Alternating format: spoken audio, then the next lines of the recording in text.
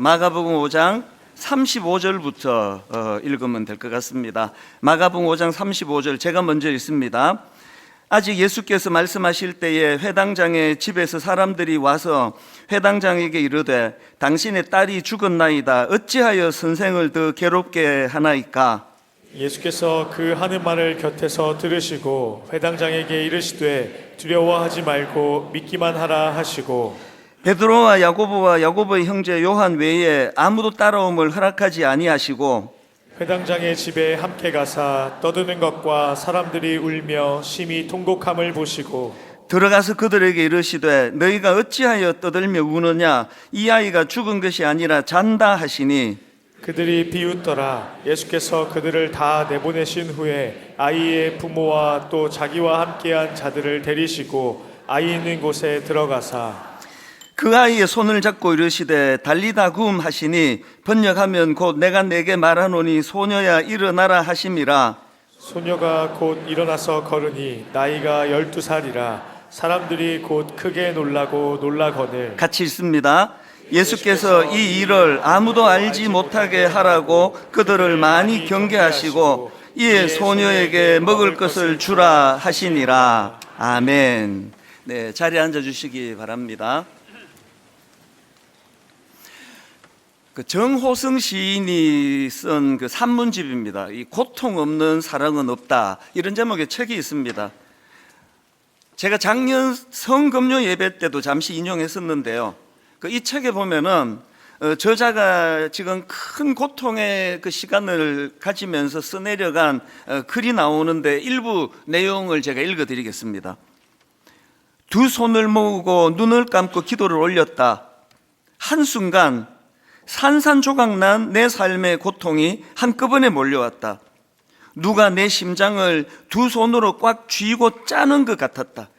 무슨 일인지는 자세히 알 수 없지만 이 표현이요, 누가 내 심장을 두 손으로 꽉 쥐고 짜는 것 같았다. 얼마나 극심한 고통 중에 있었으면 이런 표현을 쓰겠냐, 그런 생각이 들더라고요. 보니까 저자가 가톨릭 신자 같은데요, 지금 큰 고통을 가지고 성당에 와서 기도를 하고 있는 중입니다. 그렇게 고통 속에 막 자기 심장을 누가 두 손으로 꽉 쥐는 것 같은 그런 고통으로 기도하다가 우연히 그 성당 복도를 보니까 그 통로를 통해서 비춰지는 햇살 한 줄기가 눈에 들어왔는데 그 너무 아름다운 문양을 그리고 있더라는 겁니다. 그래서 이분이 이제 고개를 들어가지고 보니까 그 스테인드 글라스를 통과해서 내려오는 햇살이더라는 겁니다. 그 스테인드 글라스를 통과해서 만든 그 햇살의 아름다움을 보면서 이 고통 속에 있던 이 시인이 깊은 깨달음을 얻게 됐다. 그 내용을 한번 들어보십시오. 그때 문득 내 인생이 왜 산산조각이 났는지 그 까닭을 알 수 있었다. 스테인드 글라스는 맑은 통유리로 만들지 않는다. 조각조각 난 색색의 유리를 붙여서 만든다. 그 조각조각 난 색유리를 통과한 햇살이 그토록 아름다운 색채의 문양을 만드는 것이다. 그렇다면 내 인생이 산산조각 난 까닭 또한 내 인생을 아름답게 만들기 위한 것이다. 나를 아름답게 하기 위해서 내 인생에 고통이 존재하는 것이다. 이 글이 참 감동이 됐습니다. 그래서 제가 한참 이 글을 그 당시에 이제 묵상을 하고 읽고, 그리고는 그 글을 제 삶에 대입을 해보았는데요. 저는 어릴 때부터 교회를 다녔으니까 성당 대신에 그 교회 유리창에 비춰졌던 그 스테인드 글라스를 떠올리면서 제 삶을 거기에 한번 접목을 해보게 된 거죠. 그것들이 이제 굉장히 저에게 도전을 줬는데요. 제가 오늘 이 본문 말씀을 묵상하다가 그 책이 생각이 나가지고 그때 이제 그 책 제가 인용하고 어떤 분이 찾아왔길래 이제 그걸 제가 선물로 줘버렸는데 이번에 다시 구입을 했어요. 그 한 대목 때문에. 그리고는 이 스테인드 글라스를 보면서 참 자꾸 이제 묵상을 하다 보니까 이런 기도가 나오더라고요. 하나님, 만약 제 인생에 어떤 상처의 흔적이 남아있다면 이 상처의 흔적에 예수 그리스도라는 빛이 통과되기를 원합니다. 그래서 제가 받은 상처로 인해 더 아름다운 인생으로 변화되게 해주시고, 그리고 뿐만 아니라 제가 받은 이 상처의 흔적이 오히려 상한 마음으로 괴로워하는 성도들을 비추어주는 아름다운 스테인드 글라스 같은 목사가 되게 해주시기를 원합니다. 무슨 의미인지 여러분 다 느끼고 계실 것 같은데요, 여러분, 고통 없는 인생은 없습니다. 상처 없는 인생 없습니다. 누구나 상처로 인해 삶이 산산조각 나는 것 같은 아픔을 반드시 통과하게 돼 있고 또 겪게 되어 있습니다. 그래서 고통을 피하게 해달라, 상처 없는 인생이 되게 해달라, 그런 기도는 옳은 기도가 아닙니다. 그렇기 때문에 그 책에서 강조했던 것처럼 그 우리 내면이 어떨 때는 상처로 산산조각 나는 듯한 아픔을 겪는다 할지라도, 그런데 그 조각난 색 유리들이 모여 만들어진 스테인드 글라스가 거기에 햇볕이 통과될 때 눈부신 아름다움을 드러내듯이 우리의 상처받은 내면에 예수 그리스도라는 햇볕이 통과되게 해주시기를 원합니다. 이게 올바른 기도인 것 같다는 거죠. 그렇게 예수 그리스도라는 햇빛이 우리의 상처를 통과하게 된다면 우리 상처들이 오히려 누군가에게는 위로가 되고 우리 상처들이 오히려 누군가에게는 용기가 될 수 있다는 것, 이건 저는 목회자로서 굉장히 많이 경험하는 그런 내용입니다. 그래서 제가 다시 최근에 이 책을 재구입해가지고 이제 그 부분들을 다시 읽고 또 묵상을 하면서 시간을 좀 보냈는데요, 제가 왜 오늘 본문을 묵상하다가 이 책의 한 대목이 떠올려졌냐 하니까, 지금 오늘 본문에 등장하는 각각 다른 사연을 가지고 주님을 찾았던 이 두 사람의 모습이 바로 그런 모습이기 때문입니다. 지난주에도 말씀드렸지만 오늘 본문은 그 샌드위치 기법이라고요, 이 두 이야기가 교차되면서 그렇게 전개되는 방식을 취하고 있는데요, 왜 이 샌드위치 기법을 쓰는가? 각각 다른 사연을 가진 두 사람의 이야기지만 이 두 이야기를 묶어서 우리에게 던져주시는 강렬한 메시지가 거기에 있기 때문이다. 그래서 이런 방식을 쓴다고 말씀을 드렸는데요, 그러고 보면 오늘 본문에 나오는 두 이야기가 교차되면서 어떤 메시지를 던져주고 있느냐, 그 첫 번째 케이스인 죽어가는 딸을 살리기 위하여 얼마나 절박했는지 체면이 뭐가 없습니다. 예수님께 무릎을 꿇고 우리 딸 좀 살려달라고 그렇게 부르짖는 회당장 야이로의 이야기가 나오고요, 그런가 하면은 무려 12년 동안 그 혈루병을, 그 부인병입니다, 어떤 용하다는 의사를 찾아가도 모든 재산을 다 거기다가 다 탕진하며 그렇게 병 고치려고 애를 썼지만 고칠 수가 없었던 그 한 여인의 이야기가 교차되면서 만들어내는 메시지가 뭐냐 하면은 이 두 서로 다른 이야기를 통해서 우리에게 중요한 메시지를 던져주는데요, 제가 지난주에도 이 본문을 가지고 이제 서론격에 해당되는 그런 내용을, 서론을 이렇게 길게 설교 한 편을 다 쓴 것도 거의 처음인 것 같아요. 그리고는 이제 오늘 그 서론을 바탕으로 해서 이제 우리가 여기서 찾아내야 되는 두 가지 메시지, 하나님이 우리에게 주시고자 하시는 두 가지 중요한 포인트를 이제 나누어 보려고 합니다.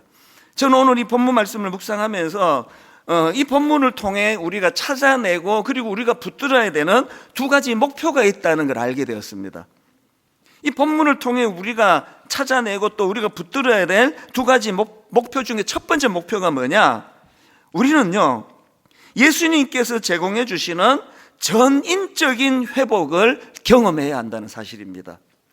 이게 무슨 뜻인지 제가 설명을 드리겠습니다. 제가 오늘 이 본문 말씀을 묵상하다가 이번에 새롭게 깨달은 게 있는데요, 이 여인의 육신의 질병, 12년 동안 이 여인을 괴롭혔던 질병은 단번에 나았다는 사실이에요. 자, 오늘 본문 마가복음 5장 27절을 보십시오. 예수의 소문을 듣고 무리 가운데 끼어 뒤로 와서 그의 옷에 손을 대니, 그랬더니 바로 그 다음 29절입니다. 이 이해가 뭘 말하는 접수사인지 아시겠죠? 이 여인이 예수의 몸에 손을 대는 그 순간 이에 그의 혈루 근원이 곧 마름에 병이 나은 줄을 몸에 깨달으니라. 그 육신의 병은 단번에 나았어요. 그럼 다 해결된 거 아닙니까? 우리가 이제 병원을 찾아간다면 이 여인이 이제 그 앞에 어떤 영한 의사를 찾아가가지고 막 엄청난 그런 돈을 지불하고 이제 드디어 이 혈루 그 부인병이 이제 나았다. 그러면 이제 끝나는 거 아닙니까? 그 인사하고 그냥 가면 돼요. 그런데 예수님은 이게 끝이 아니라는 겁니다. 나았는데 예수님께서 이상한 문제 제기를 하세요. 30절입니다. 예수께서 그 능력이 자기에게서 나간 줄을 곧 스스로 아시고 무리 가운데서 돌이켜 말씀하시되 누가 내 옷에 손을 대었느냐. 이게 지금 그 혈루병으로 고통하던 그 여자 입장에서는 엄청 난감한 정도가 아니라 이게 말로 다 할 수 없는 당황하는 질문이거든요. 지난주에도 말씀드렸지만 이 혈루병은 그 당시 부정한 병으로 낙인 찍던 병이에요. 그래서 저 여자는 부정한 여자다 뿐만 아니에요. 저 부정한 여자가 누구랑 접촉을 해도 그 사람도 다 부정해진다. 그래서 너 사람 많은데 나오면 안 된다. 예수님이 그걸 다 하시잖아요.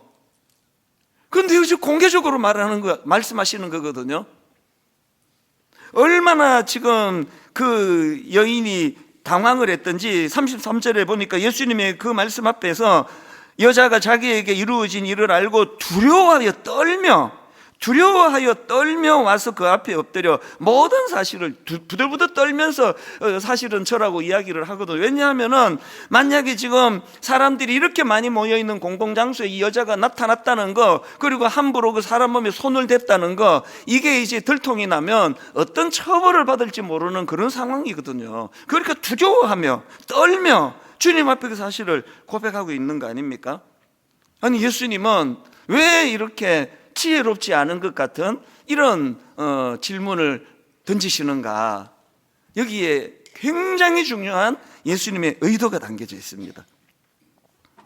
34절에서 예수님이 이렇게 말씀하십니다. 예수께서 이르시되 딸아 너의 믿음이 너를 구원하였으니 평안히 가라. 너의 병에서 놓여 건강할지어다. 아니 그 앞에 이게 34절이고요. 그 앞에 29절에 보니까 이미 그 여인의 병이 나았단 말이죠. 근데 새삼스럽게 주님이 네 병에서 놓여 건강할지어다 이거 왜 하시느냐고요. 여러분 지금 예수님의 기준으로 보면은요, 이 여인이 괴롭힘을 받던 12년 동안 자기를 괴롭혔던 혈루병이 낫는 그것도 귀한 일이지만 그게 다가 아니라는 거죠. 왜냐하니까 지금 이 여인은 이 혈루병 때문에 무려 12년 동안 가정과 사회와 관계로부터 격리되고 비정상적인 관계 속에 숨어 지내던 여인이거든요. 그러니까 이 혈루병은 이 여인의 삶을 완전히 무너뜨렸습니다. 단순히 이 여인의 병이 이제 고침을 낳았다 이것만으로는 회복되지 않은 많은 영역들이 있었기 때문에 지금 예수님은 이 여인에게 이런 관점으로 지금 선포하고 계시는 겁니다. 그 긴 세월 동안 고립되어 살아야 했던 여인의 고통을 아시는 주님께서는 지금 수많은 사람들 앞에서 그 사실을 공개적으로 지금 선포하고 계시는 겁니다. 너는 이제 더 이상 부정한 여인이 아니다. 너는 이제 회복되었다. 그 누구도 너를 정죄할 수가 없다. 이걸 지금 공개적으로 주님이 선포하고 계시는 거예요. 저는 이게 너무 감동이 돼요. 여러분 자꾸 교회를 하나님과 거래하는 곳으로 생각하는 분이 계세요. 그래서 내가 봉사도 하고 헌금도 하고 내 할 일 다 하고 하나님은 이거 어떻게 좀 해달라고, 혈루병 좀 고쳐달라고. 그래서 모든 우리 기도의 초점은 내가 혈루병 낫도록 기도했다. 결론 응답받았다, 응답받지 못했다, 이것밖에 없는 거 아닙니까? 제가 29교회로 우리 목사님들 파송할 때 맨 마지막에 했던 이야기가 있습니다. 당신들하고 나오고 우리 굉장히 지금 위험한 관계로 들어가고 있다. 왜? 이게 거래 관계가 될 수 있기 때문이에요. 거래 관계로 들어가면 무조건 상처를 받아요. 100가지를 해줘도 101가지 안 해준 것 때문에 마음에 채워지지 않는 그런 결핍감으로 관계가 깨지는 게 인간이거든요. 하나님과 우리 관계를 돌아보셔야 돼요. 혈루병이 나았다, 낫지 않았다, 이것밖에는 생각하지 못하는 우리들에게 오늘 본문을 통해 주님은 전인적인 치유를 원하세요. 그래서 주님께서 이제 이 여인을 향하여 그런 놀라운 선포를 하시는 그 일을 통해 병 낫고 안 낫고를 뛰어넘는 주님과 그 여인과의 관계가 회복이 되는 거거든요. 혈루병은 이 여인의 가정을 파괴했고 이 여인을 사회로부터 격리시켰고 사랑하는 사람들과 헤어지게 만들었습니다. 이런 상황에서 예수님은 공개적으로 너의 병에서 놓여 건강할지어다, 이건 단순히 육신의 병만이 아니에요. 그동안 괴롭히던 병의 치유를 넘어서 상실되었던 모든 관계를 다 회복시켜 주시는 그 하나님 주님의 선포가 여기에서 일어나는 거거든요. 여러분, 그래서 우리 기억해야 됩니다. 예수님께서 주시는 그 회복은 단순한 병의 치유를 넘어서서 고립되고 상실되었던 대인관계와 무너진 자존심, 이 모든 것들을 회복시켜 주시는 전인적 치유가 일어나는 거예요. 예배 한 번 드리는 거 너무 아름답지만요, 왜 소그룹에 나가야 되느냐? 거기에서 상처를 받고 기분 나쁜 사람을 만나고 그래서 또 마음이 또 아프고 이런 일들이 왜 중요한가 하면은 그 모든 과정 속에서 전인적인 치유가 일어나기 때문이에요. 그래서 저는 오늘 예수 그리스도 이름으로 오늘 예배 드리는 모든 분들을 향하여 이 34절을 선포하기 원합니다. 예수께서 이르시되 딸아, 너의 믿음이 너를 구원하였으니 평안히 가라. 이 십자가를 통해 우리 모두는 죄로 인해 잃어버렸던 하나님과의 관계, 죄로 인해 잃어버렸던 사람들과의 관계가 온전히 치유되고 회복이 되어서 이제 이 혈루병을 고침받았다, 고침 못 받았다라는 이런 굉장히 간단한 도식을 뛰어넘는 전인격적으로 회복이 일어나고 전인격적으로 치유가 경험되는 그런 교회, 그런 성도님들이 되시기를 바랍니다. 그래서 예수 믿는 우리는요, 스스로에게 자꾸 점검하셔야 됩니다. 상한 내 마음은 치유가 되었는가? 왜? 치유되지 않은 내 상처가 자꾸 나도 남을 찌르기 때문이에요. 이혼 숙녀 캠프, 어지간하면 안 하려고 하는데요, 한쪽 이야기를 듣고 보면 그 반대편 배우자는 인간도 아니에요. 어떻게 저런 인간이 있을 수 있나? 그 다음 주일날 이제 반대 시각으로, 이제 상대방의 시각으로 이제 이야기를 또 들어보면 지난주 욕했던 게 너무 미안해지는 거예요. 상대적이거든요. 우리 안에 치유가 되지 않으면 치유되지 않은 뾰족뾰족 튀어나오는 것이 또 그게 상대방을 찌른다는 거예요. 그래서 그 이혼 전문 변호사 강의를 제가 들은 적이 있는데요, 의뢰인 이야기를 들으면서 이 상대방 같은 저런 배우자를 만나갖고 우리 의뢰인이 얼마나 힘들고 아프고 어려웠겠나, 그렇게 동정이 저절로 간대요. 그리고 나서 재판이 시작되면 이제 저쪽 얘기가 또 들려지면은 참 저 상대방도 얼마나 힘들었겠나, 그 생각이 든다는 거예요. 이 재판하면 헷갈리는 거죠. 그게 인간이에요. 여러분, 매 예배 때마다 기도하셔야 돼요. 상한 내 마음이 치유되기를. 상한 내 마음이 치유되지 않으면 내 이 상한 거기 상처에서 상대방을 찌르는 그 흉기 같은 게 나오기 때문이에요. 목사가 가장 두려운 게 그거예요. 이를 악물고 용서해야 되는 게 그거예요.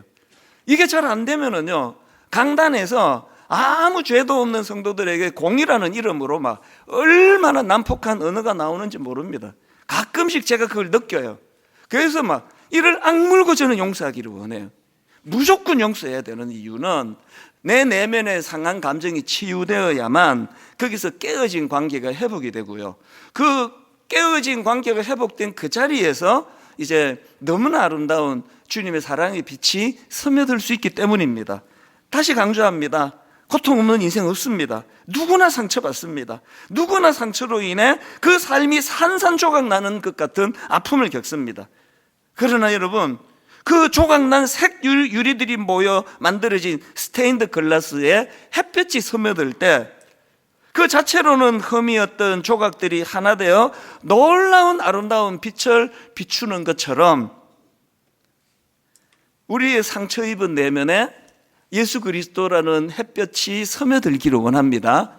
예수 그리스도라는 햇빛이 스며들 때 깨졌던 그 유리조각을 통하여 아까 그 시인이 절망 속에, 고통 속에 발견했던 그 너무나 아름다운 햇살이 복도를 비추고 있어. 그것이 이분에게 치유가 됐다. 오늘 예배 가운데 예수 그리스도의 사랑의 빛이 상처받은 저와 여러분 모두를 비춰주시는 은혜가 있기를 원합니다.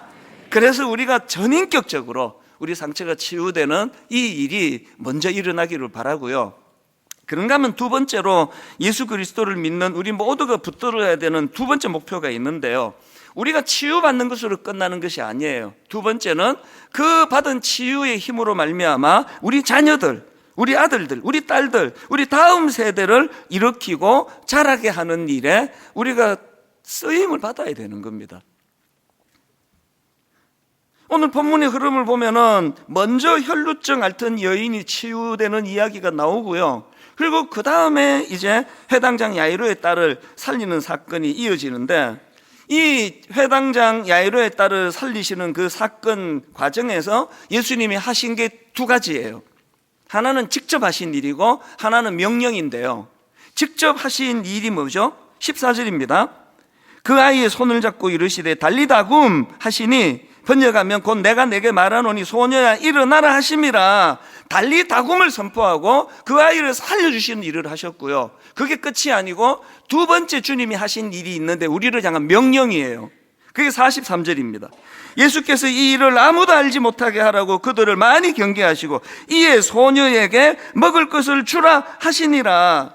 여러분, 여기 보면 예수님께서 그냥 소녀를 살리시는 것으로 끝이라 생각하지 않으세요. 그렇게 살려주신 그 달리다굼의 능력을 가지고 살아난 그 소녀를 향하여 너희들이 먹을 것을 주라는 거거든요. 이게 참 중요한 포인트 아닙니까? 우리는 죽은 아이를 살릴 능력이 없습니다. 우리는 그래서 달리다굼 우리가 할 수 있는 영역이 아니에요. 그러나 여러분, 우리는 먹을 것을 주는 일, 그 아이를 우리가 회복시켜 주는 일, 그 아이가 영적으로 잘 성장하도록 돕는 일, 이건 우리가 할 수 있는 일 아닙니까? 분당 우리 교회가 제 남은 임기 가운데 우리 청년을 살리는 일에 내 다 투자하겠다.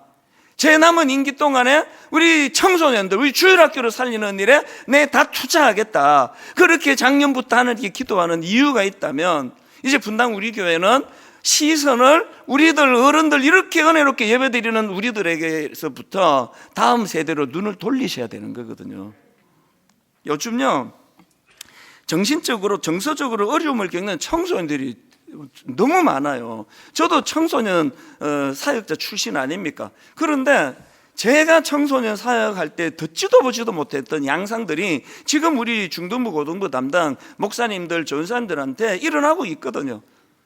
최근에도 그 중등부 담당하는 목사님 대화하다가 이러다가 이 목사님이 이제 번아웃이 와가지고 너무 마음이 아프더라고요. 오늘 저는 공개적으로 부탁합니다. 여러분, 지금 이 악한 세상 속에서 이 너무나 여린 그 속살 같은 우리 아이들이 지금 너무나 많은 정신적으로 정서적으로 어려움을 겪고 있습니다. 목사님 한 분으로 그 일을 할 수가 없습니다. 제가 오늘 공개적으로 여러분께 호소하는데요, 우리 성도님들 중에서 그 심리치료 관련한 전문적인 일을 하시는 분들, 이런 분들이 좀 자원해 주셔서 전문팀을 만들기를 원해요. 여러분들의 그 직장 생활과 또 생업을 위하여 애쓰시는 가운데 물질만 하나님께 11조 드리는 거 아니에요. 여러분의 재능의 10분의 1을 우리 다음 세대, 우리 어린 중고등학생들에게, 우리 대학생 청년들에게 좀 투자해 주시기를 바랍니다. 그 아이를 우리가 회복시켜 줘야 되고 치유해 줘야 돼요. 그리고 뿐만 아니라 홈페이지에 지금 다 올려드렸는데요, 좀 유료로 좀 그 가족이 페이를 하더라도 진짜 유능한 이런 기관이나 또 의사나 상담가가 있다면 추천해 주시면요, 우리가 그 기관을 소개해 드릴 수가 있거든요. 이제는 우리가 하나님 앞에서, 여러분이 왜 샌드위치 기법을 통해서 이게 먼저 시작한 것은 야이로의 딸 이야기인데 왜 이 여인이 혈루병을 먼저 낳는 게 나오고 그 다음에 이 아이가 살아나는 기록이 연이어 나오느냐.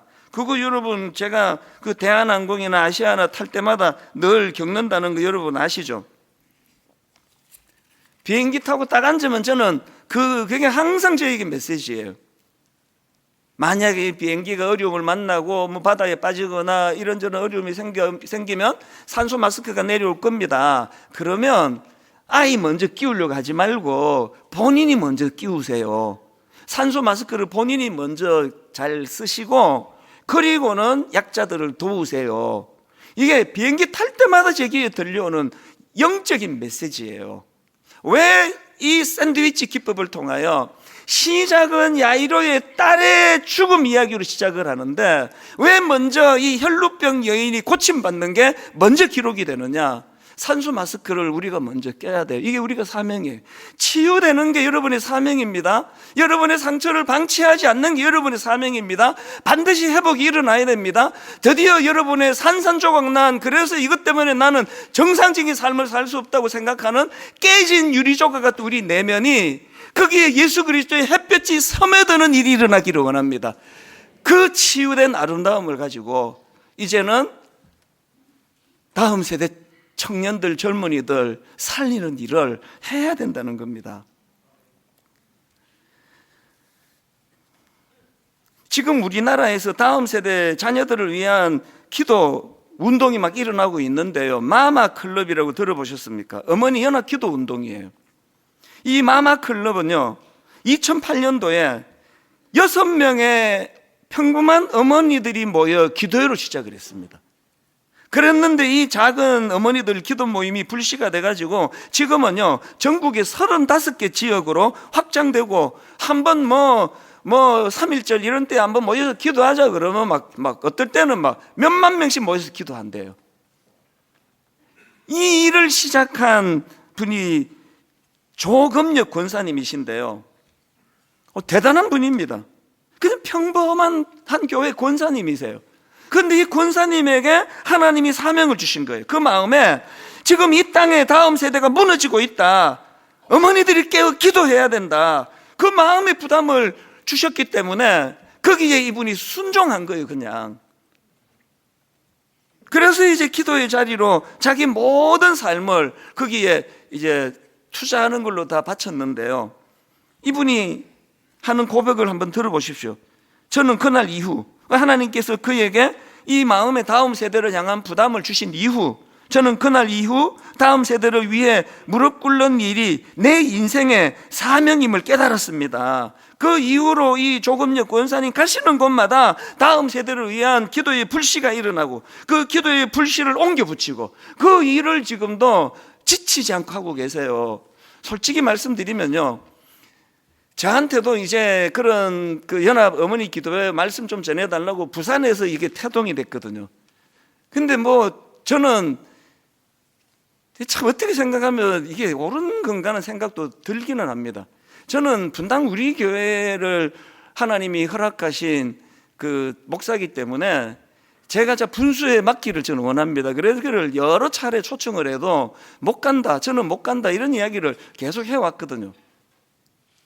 그런데 이 본문을 가지고 묵상을 하는 그 과정에서 계속 제 마음에 울림이 있는 거예요.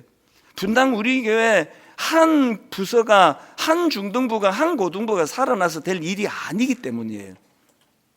여러분, 저는 여러분에게 오늘 눈물로 호소합니다. 회당장 야이로의 딸이 고침받기 이전에 12년 혈루병으로 고통받던 그 여인이 먼저 치료가 일어난 것처럼 오늘 분당 우리 교회 예배 가운데 여러분 내면의 상함이 좀 치료되기를 원합니다. 언제까지 그 문제 때문에 평생을 다 허비하고 사시겠냐고요. 좀 꿈을 가지고 하나님 내 아픈 상처가 치유만 될 수 있다면 이제 저도 다음 세대를 위하여 기도하는 어머니가 되겠습니다. 기도하는 아버지가 되겠습니다. 저는 오늘 이 두 가지 우리에게 하나님께서 주셨던 그 숙제가 있다고 생각하는데요. 다시 강조합니다. 여러분 내면에 상함, 아픔, 트라우마, 거기에 예수 그리스도의 햇볕이 비춰지기를 원합니다. 깨진 스테인드 글라스를 통과할 때 너무나 아름다운 문양이 그 햇볕을 통해 드러나는 것처럼 그 일이 먼저 일어나고, 그리고는 이제 야이로의 딸을 살려주신 주님께서 이렇게 우리에게 명하십니다. 이제 그 살아난 그 아이에게 먹을 것을 주는 일은 너희들이 해라. 제가 오늘 설교 제목을 살리신 주님, 콤마하고 먹이는 공동체 이렇게 잡아봤는데요. 제목이 저는 흡족합니다. 살리신 주님, 콤마하고 먹이는 공동체. 분당 우리 교회는 다음 세대를 영육 간에 먹이는 공동체가 되기를 바라요. 젊은 청년들이 여세 동안 주눅이 들고 취업은 안 되고 취업됐다가도 금방금방 어려움을 겪어가지고 또 낙심이 오고 그런 젊은이들에게 영육 간에 용기를 주고 힘을 북돋아주는 먹을 것을 주는 교회.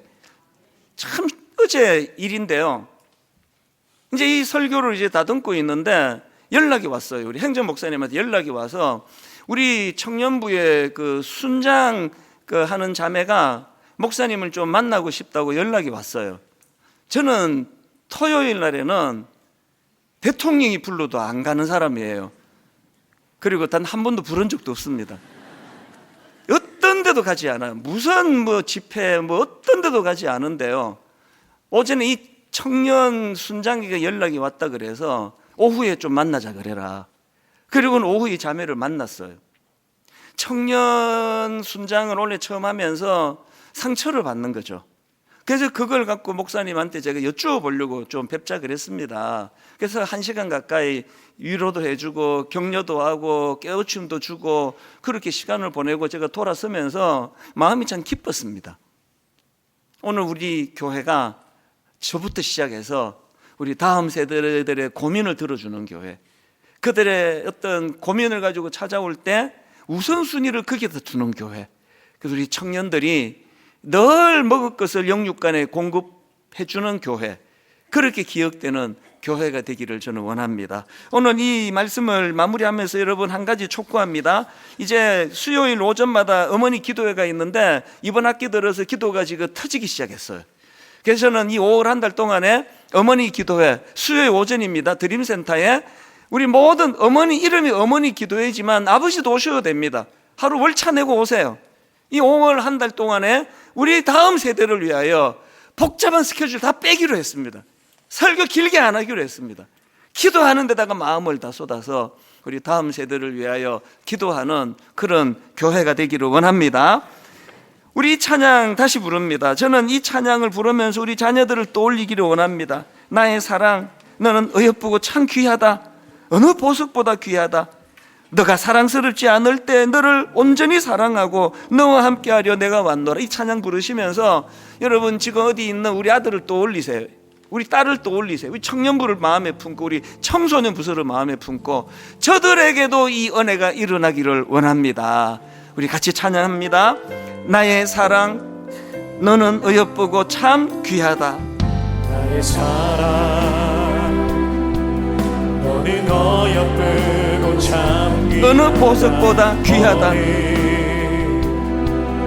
보석보다 귀하다. 내가 사랑스럽지 않을 때 너를 온전히 사랑하고 너와 함께하려 내가 왔노라. 여러분 이 말씀이에요. 주의 사랑, 이 사랑은 결코 변치 않아. 우리와 우리 자녀들 모두가 이 사실로 회복되기 원합니다. 모든 계절 돌보시네. 풀은 마르고 꽃은 시드나 주의 말씀은 신실해. 실수가 없으신 주만 바라라. 우리 마음으로 이렇게 선포합니다. 주님의 나라와 뜻이 주님의 나라와 어디에 임하기 원하십니까? 나의 삶 속에 임하시며 주님 알기를 주만 보기를 소망해. 우리와 우리 다음 세대 자녀들 거룩히 살아갈 힘과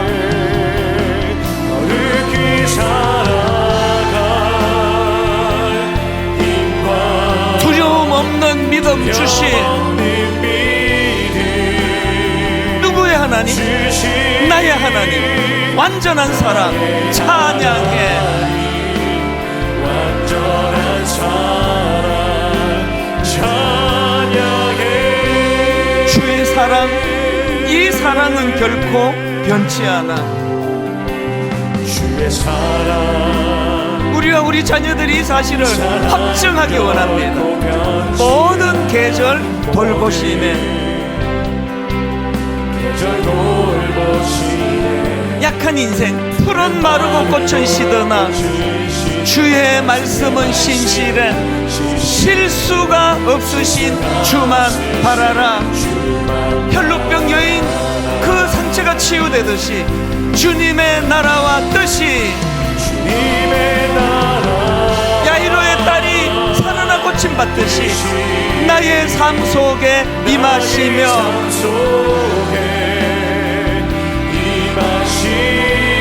주님 알기를, 나만 주만 보기를 소망해.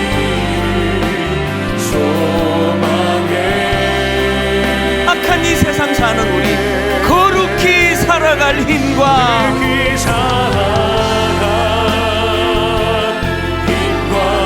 두려움 없는 믿음 주신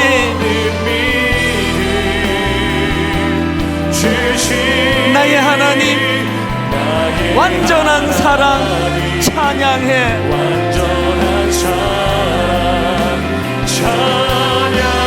찬양하리 만군의 주.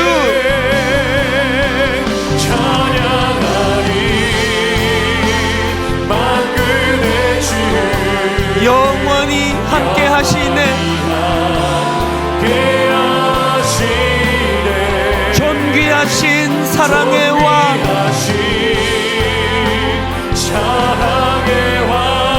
영원히 통치하시네.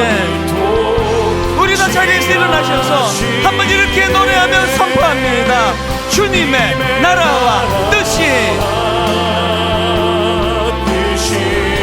나의 삶 속에 임하시며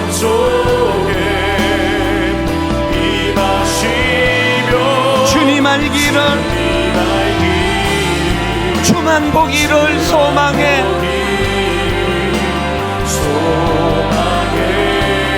거룩히 살아갈 힘과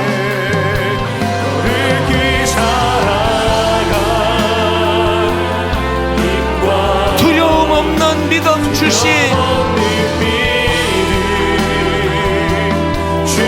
나의 하나님, 완전한 사랑 찬양해.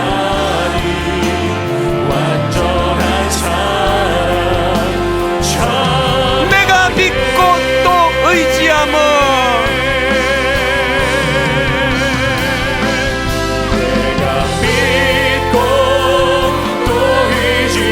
내 모든 형편 아시는 주님,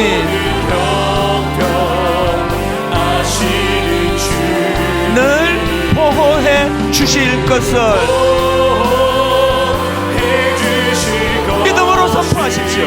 나는 확실히 아네. 내가 믿고 또 의지함은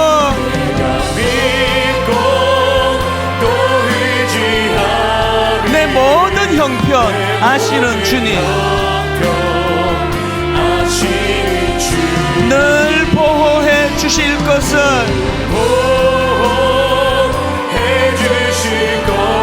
나는 확실히 아네. 나는 확실히 아네.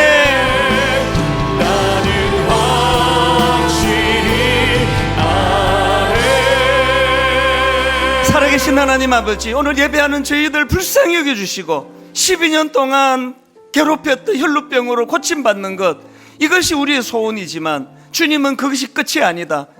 공개적으로 아버지 그 놀라운 회복을 선언해 주시며 깨어졌던 대인관계, 깨어졌던 하나님과의 관계, 이 모든 전인적인 회복을 원하시는 그 주님, 예배 가운데 우리에게도 그 사랑이 임하게 하여 주시옵소서.